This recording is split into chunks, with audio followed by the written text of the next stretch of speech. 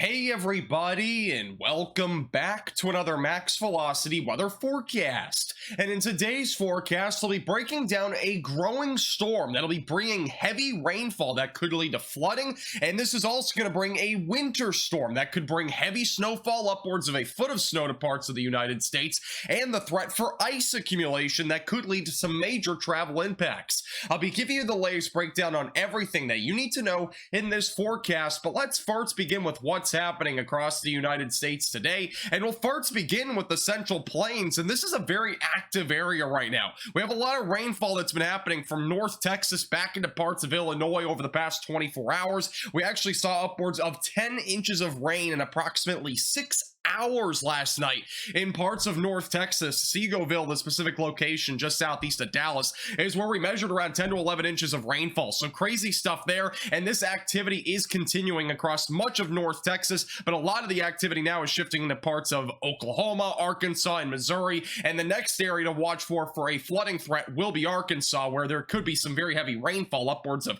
4, 6, 8 inches of rain in some areas. So crazy stuff on the southern side of this big storm. But off to the north, it's a completely different story. We're talking about snowfall, we're talking about sleet, ice. That sort of stuff is really going to become more pronounced over the next 24 to 48 hours. Notice there are there is a lot of cloud cover across parts of the Central Plains back through the Rocky Mountains. Rocky Mountains in particular is where we do have winter storm warnings ongoing. We could see upwards of 12 inches of snow in parts of Denver, Colorado. So in the Denver area, definitely a chance for some very heavy snowfall. And then back over to the upper Midwest, we'll be watching for some isolated snow showers over the next 12 to 24 hours, but overall it doesn't look like anything too significant there. East coast of the United States is dry for now. It will not stay that way as we go into the work week, and then the West Coast, it is staying dry over there, and there's no signs of any big rainfall events there in any time soon. Now let's jump right into what this storm will be doing over the next several days, because we're gonna have an Arctic blast coming with this. We're talking about snow, ice, heavy rainfall that could lead to flooding. Let's break it all down for you. Now we're going to talk more about the specifics on the winter storm here in just a second, but notice this is where all the rainfall is as of today. We have a lot of rainfall stretching from the Ohio Valley back into the southern plains. Now over the next 24 hours, we will be watching for this winter weather activity to continue across the Central Plains, the Texas Panhandle, Oklahoma even. There might even be some icing there, and as well as back into Colorado, where the heaviest of the snowfall will be. Another thing we'll be watching for going into Sunday is that cold front stretching down into the southern plains. Massive cool down coming into parts of North Texas by tomorrow. There might be a little bit of snowfall near Chicago tomorrow as well. And then back over in the southern plains, again, maybe a little bit of winter weather activity still remaining, but it should remain pretty limited. By the time we get to Monday, this storm is still huge. We're talking about rainfall from Texas and Mexico back into the northeast United States, and then also a chance for snowfall in parts of northern New England as we go into Monday morning. And then eventually as we go into Tuesday, maybe a little clipper system here across parts of the Midwest with some snowfall perhaps.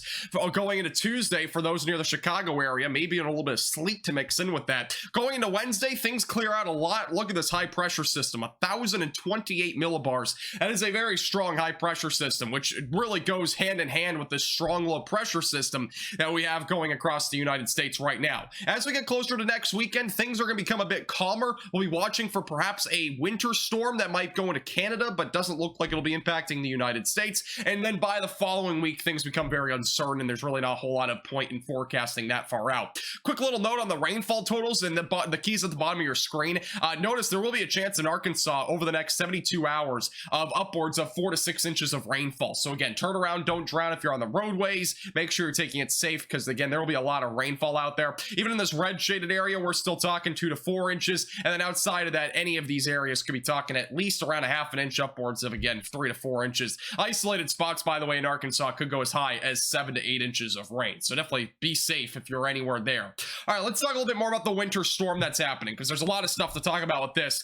One key note is that we still do have flood watches in effect from Texas back into Oklahoma. That was the same thing as yesterday. But the winter weather advisories are still ongoing, and this is a pretty large area, by the way. It goes from Iowa all the way back into the Texas Panhandle, and there's a lot of different key aspects to this, because we will be talking about ice in some areas. Some areas will see snow. So a couple things to break down there. Here are your winter storm warnings. They're in effect across parts of parts of Colorado, and particularly the Denver area, where we are watching for some very heavy snowfall over the next 24 hours. So again, very large area, but let's kind of break this down for you here on the future radar. So as of this afternoon, we're still watching for some snowfall, even back up near Iowa and into northern Nebraska. Again, it's pretty light stuff. We're not talking about heavy snowfall for the most part, maybe a couple spurts of heavy snowfall, but it really will not be too significant overall up there. We're looking at rainfall for the most part from the Texas Panhandle through Kansas for this afternoon. Look at this. This is where all the heavy snowfall is, right along the Rocky Mountains. That is, again, where we'll be watching for some very hefty snowfall today.